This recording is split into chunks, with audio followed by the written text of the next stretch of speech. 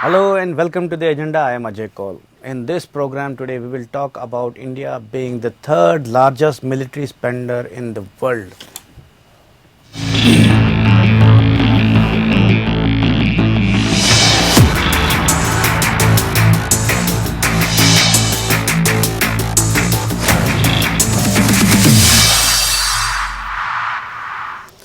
India was the third largest military spender in the world in 2020, behind only the US and China, according to an international research agency which keeps track of this subject globally.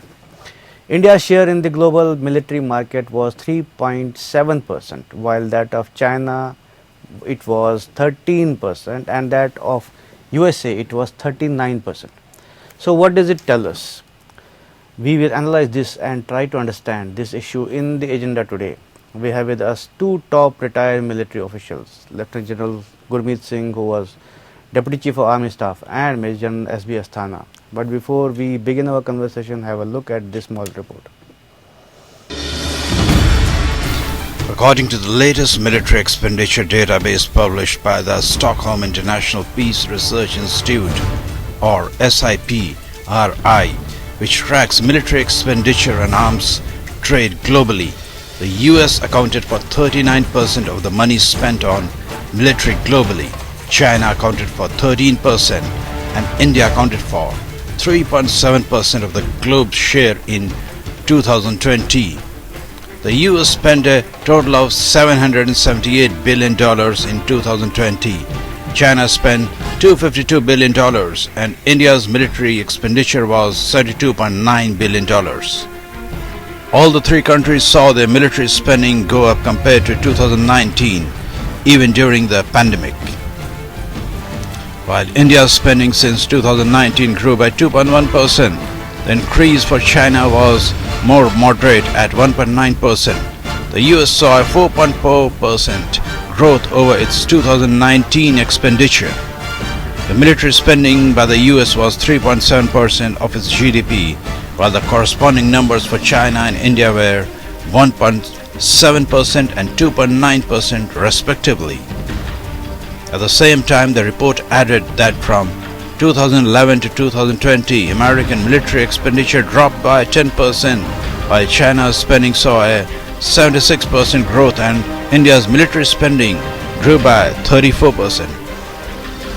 SIPRI said that military spending in Asia and Oceania was 2.5% higher in 2020 than in 2019 and 47% higher than in 2011, continuing an uninterrupted upward trend since at least 1989, and attributed the rise primarily to increase in spending by China and India, which together accounted for 62% of total military expenditure in the region in 2020. Bureau Report. Now let's welcome our guests, General Gurmeet Singh and General S.B. Asthana. Welcome to the program, both of you, sir. So I'll first go to General Gurmeet Singh about India being the third spender according to the latest report by SIPRI. So what does it tell us? Please explain it for the viewers.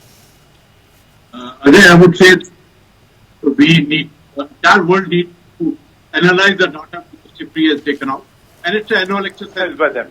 And very interestingly, if you look at the overall profile, 1981 billion, that is almost touching to 2 trillion, is what was the expenditure 2020 which they given out. But I think the most important aspect is that despite the COVID pandemic in the world, there has been increase overall in the expenditure by the world on military subject as such. And it also gives out very prominently that the top 5 spenders, they constitute 62% of the expenditure. And that is where the India stands third. But while standing third, if you see, US is about 39% of the world expenditure, China is about 17%, and India is 3.7%. But if you look at India's threat and the challenges, then it is absolutely justifiable in the sense that there is no other world, other nation in the world which is being subjected to expansionism, threat and challenges by China, terrorism by Pakistan, almost about 15,000 kilometers of the border 7,500 kilometers of coastal area. So when we look at our threats and challenges, this is absolutely justifiable. In fact, there has always been desire of more for spending by the India, because I think our challenges are much different than the others. But at the same time, I think what is to be noted down is that despite what the world went through 2020, I think the military expenditure has not come down. I think that is what is worrying. And not only COVID pandemic, but even the economies have suffered. So despite that, the expenditure on military has not reduced as far as the world is concerned. And in fact, if you look at the reset which are taking place at the moment, be it the Indo-Pacific region, the belligerence of China, expansionism of China, terrorism, there is no change by the Pakistan and those nations which have been the center of gravity of terrorism in drop of their focus on the terrorism. So the threat has not gone anywhere. But this is actually a disturbing factor. Yeah. But from India point of view, I think what is important that we've still got our Atmanirbhar Bharat on the anvil only. We've not been able to execute it to the level that we desire. So it's a challenge to us that whatever money we spend, we must get the best out of the buck we invest into it. Right. General Asthana, I come to you. As you heard that about General Singh saying about the challenges still continue. I mean, I will say that challenges have increased even despite COVID, as we saw Chinese belligerence and Pakistan, although lately it has been silent, but it has continued to its machinations. So is it only because of these security challenges that India faces that the spending has gone up, or is it also because we had to import lot of material, defense equipment and systems? Is it also because of that our spending goes up? It's a mixed effect of both. But what is most important is, as what General Gurpreet brought out, the threat decides what kind of force structuring we want, and that force structuring decides as how much money we need. Now, if you see the same budget, I will read figures exactly in a slightly different. Today is spending almost more than the next 6 countries put together. And that expenditure is more than the rest of the world put together. Now, USA has got a global ambition, and therefore they have got expeditionary design, and therefore their expenditure is what it is. As far as China is concerned, it has started expanding and also with a little bit of expeditionary design. So therefore, their challenges are also more, and that's why the expenditure is almost about 4 times India. As far as India is concerned, we have a threat from China, we have a threat from Pakistan, and there is a collusion between the two. Yeah. And therefore, the amount of money which we are spending is certainly justified. More than that is that some more capacity building is required, but as we all know, that there are competing priorities. We have a COVID scenario. There are health has also become a priority. Health security is also an important security issue. And therefore, rightfully, the decision makers will distribute whatever amount we have in the government and we have with us. At the same time, if you look at Pakistan, despite they being under very heavy debt, they have increased their military expenditure. So, although their expenditure is hardly, is not very much, it's about $11 billion, but notwithstanding that, their increase has been quite substantial. So, we have to keep that also into mind, because the other adversaries is also doing this activity. Right. Now, therefore, as General Gurpreet brought out, we have to get the best out of the buck which we spend. So, the best bang out of the buck. Now, if that be so, then we have to do so many things which we are doing. Atmanirbhar Bharat, self-reliance, defense export, defense manufacturing, boost to defense manufacturing, the raising of the FDI limit from 49% to 74% will encourage so many companies to get into collaboration with many other foreign countries. Because what was happening was that our private players were not coming up to that extent because research and development is very costly. And neither the government nor the private player both can afford it separately. So therefore, there is a need for perhaps pulling in resources and research and development also. So that is why we have come with a GOCO model, that is government-owned and commercially operated model for research and development. And also the DRDO is opening up a little bit of research which they have done to the private players. Now, there are lot many, shall we say, issues which need to be resolved, which are being resolved one by one. And therefore, we have actually gone in for 101 items to be indigenously produced. They were taken out from the import list. Right. And more items are also being added for that. So these are some of the steps which we are trying to ensure that we economize. At the same time, we don't buy costly equipment, as you mentioned, that yes, the fair amount of money goes into buying costly equipment. And if we can reduce the money there, that will also help. And most importantly, if defense manufacturing takes off, it is one of the most profitable industry in the entire world. America is making maximum money out of the sale of military hardware. Right. So if we actually tap on this resource, we will be able to help economically. The country will get help economically. Yeah, right, very right. So, General Gurmeet Singh, I'll come to you about, as you mentioned that whatever we are spending is still less. And in fact, I will agree with that because we still have shortages in the Air Force. We still have only shortages in Navy. We only have one aircraft carrier. If we have to be a regional power, I think we need at least 3. So, still the amount we spend is less, isn't it? Absolutely, Ajay, you are correct. Look, our target, our vision, what we look at the military capability and the capacity enhancement, we got many targets to achieve.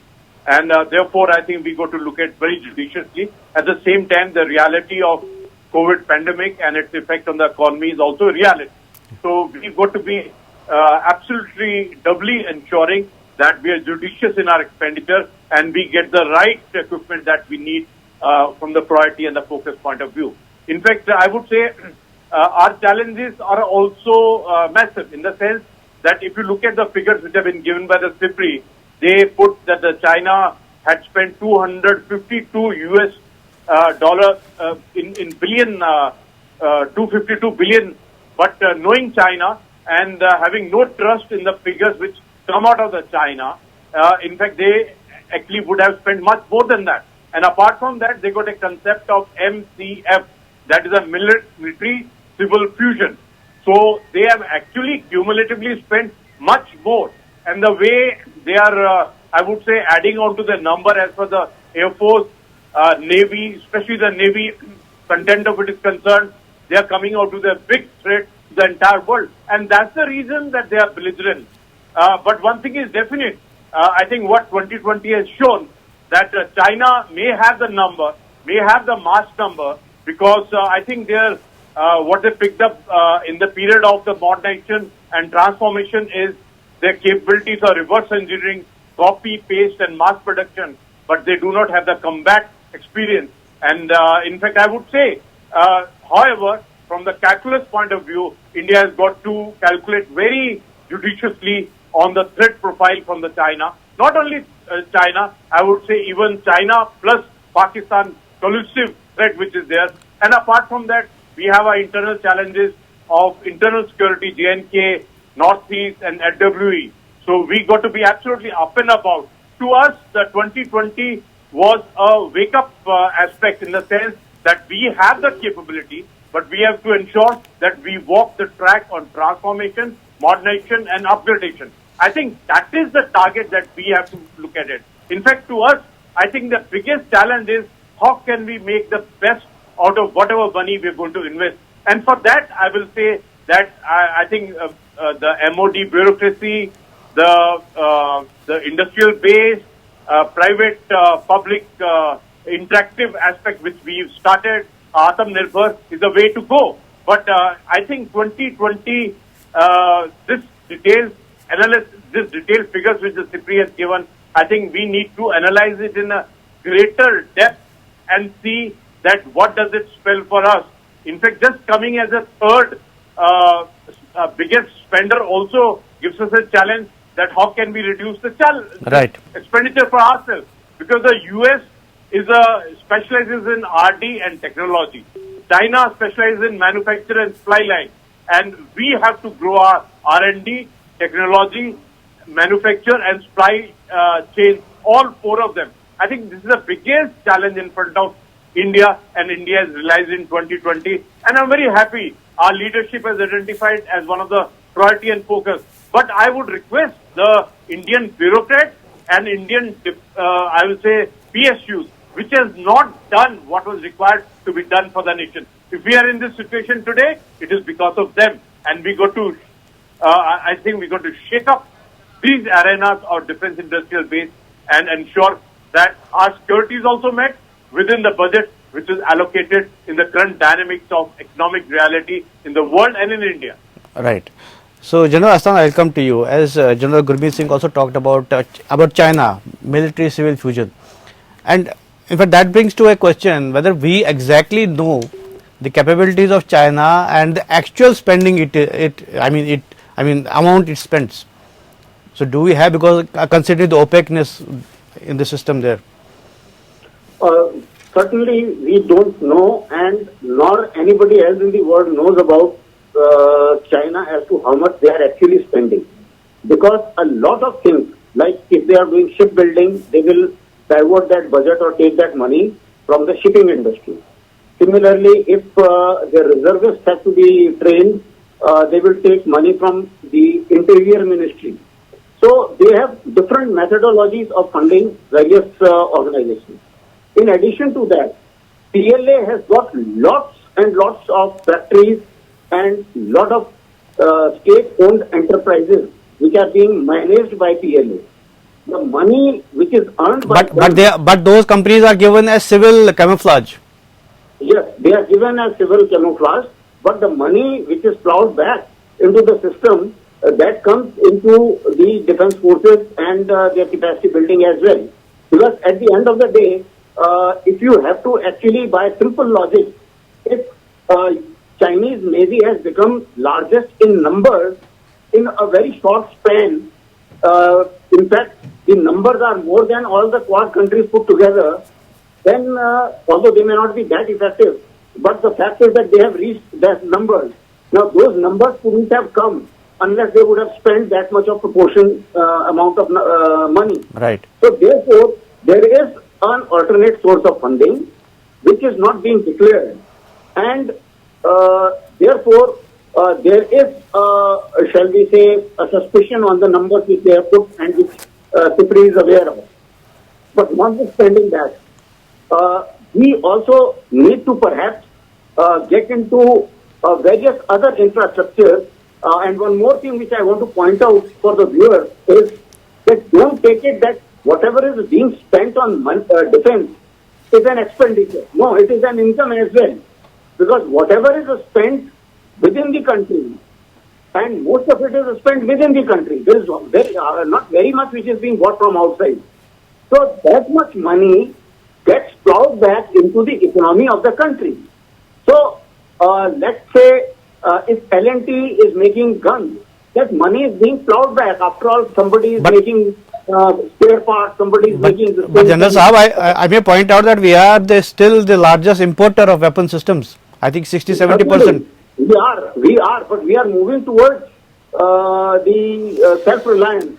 Okay, General Asthana, I'll stop you here because we had to take a short break and we'll be back. Welcome back. We are discussing about India being the third largest military spender in the world and whether it is enough considering the security challenges we have. So, General Asthana, you were talking about the imports. I mean, India is still the largest importer of defense systems, and I think 60-70% of our systems are imported. So we have still a heavy reliance on imports, isn't it? Certainly. Therefore, that is an area where we are working, and we need to work a lot. And I think all these policies which have been made, as I mentioned, the increase in FDI, the import restriction list, and also the sharing of research and development. Now that has become very important. Right. Similarly, now collaboration is also coming up a big way. Our companies are free to collaborate, and we have got the highest priority is given to Make in India, and the Make in India category is swelling every day, and other categories, that is buying from abroad, those categories are reducing every day. So this is an area in which we have to work. And let me also tell you a little bit of historical part, that when we got independence, the British did raise an army here, certainly. Yeah. But they never shifted the manufacturing basis from Europe. And that is why when we took over the country and when we became independent, we actually started from almost nothing as far as manufacturing base is concerned. Right. So, and all the countries who are manufacturing, they are very possessive of the technology. And therefore, they never wanted to part with technology. So we have either indigenously developed technology, And we also face sanctions for 2 decades. Yeah. And we went Russians because Russians were ready for transfer of technology. Right. And that is how slowly we got much more equipment from Russia. But now we are diversifying, Right. because even that model is also not a good model. And Right. for any country, let me also tell you, for a good equipment profile, you need to have 30% state of the art, 40% current equipment, and 30% which is almost about to be phased out. Now that is the correct mix. Any army or any defense forces in the world should have it that way. So we unfortunately have got much more equipment which is about to be phased out, yeah. and it is in the current list. So state of the art is less, and that is the reason why heavy reliance on import is there. It's not going to be there for very long, because let's say when we make Tejas, a bulk of our Air Force inventory will be Tejas. Now this may not be the best of the aircraft, but the fact is it will be the current equipment. So we will have the state of the art in form of Rafale, we will have current equipment in form of Tejas, and we will have the phasing out equipment in form of the Mirages and other equipment. Right. So this is the mix which we are looking at, and we are all working towards that. And I am sure slowly we will reach this goal. General Gurmeet, I come to you. We talk about USA. You are mentioning about USA, that about research and development and how much, military military revenues contribute to the overall GDP. So, but this CIPRI also talks about their spending, US spending on defense dropped by 10% over the last 1 decade, while Chinese increased by 76% and India's spending increased by 34%. So what does it tell you? Is America reducing the spending? How does it explain? If we analyze the figures which have been given by the CIPRI, US had spent $778 billion US, and it was an increase of 4.4% as compared to 2019. So that is annual, on annual basis. I'm talking about over 1 year, 1 decade. Year to year basis. Yeah. And 3 years consecutively, they have been increasing it. Although before that, for 7 years, there was a decrease. But overall, if you see, if you compare it, and when we look at the China, it's 26 consecutive times they have had increase. In fact, I would say, if you cumulatively look at it, the China, the way it is becoming as a threat to the entire world, 2020 has indicated that apart from COVID-19, they also have increased their belligerence, I would say conflictual arena. If you look at the threat scenario as it is emerging, be it the East China Sea, South China Sea, Taiwan, China and US Cold War, all these things are clearly... Yeah, please.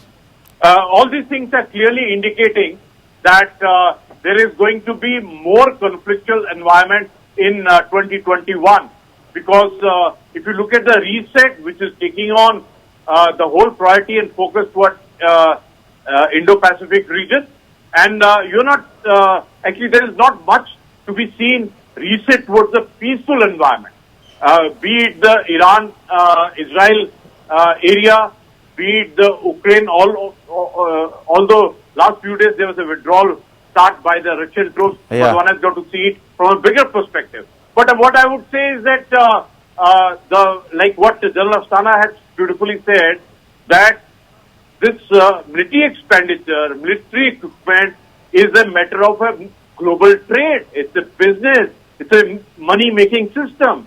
In fact, amount of R&D technology which the US themselves have invested, and in fact, it is, I would say, their engagement pattern which is there in the world, which is creating the trade for the military wherewithal. But I think the world has got to now rise up to the challenges which have been given by the COVID-19.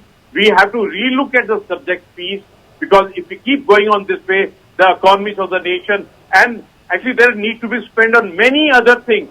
Like 2020 has given a lesson that health is also security. Look after it. Now the next lesson will be coming. Food is also a security. Look after it. In fact, I think those are the challenges which world has seen. But more importantly, what the CIPRI has given out the facts and figure of 2020, I think the world has got to wake up, rise up, analyze it and see that are we going in the right direction. Because if you look at the US in the current dynamic, none of the policy as far as security and military is concerned that US is going anywhere down or anything is going to change. In fact, the whole conflictual environment is going to increase on the same pattern as what is going on during the Trump period. Right. So I think it's alarming to the world to see that where are we heading. I think that's one way of looking at it. But from Yeah. India perspective, I would say that for us, our requirement has got to be customized to our threats and the challenges. Right. I think that is what is important for us. And also we had to conclude. So before that, I will also point out that we had to also balance the import and export, because we have, since I mentioned that we have a lot of exports. We do, I mean, that is the foreign exchange goes out. So, but the program time today is over. Thank you both of you for participating in this. This is all in the agenda today. Thanks for watching. I'll be back with another important topic.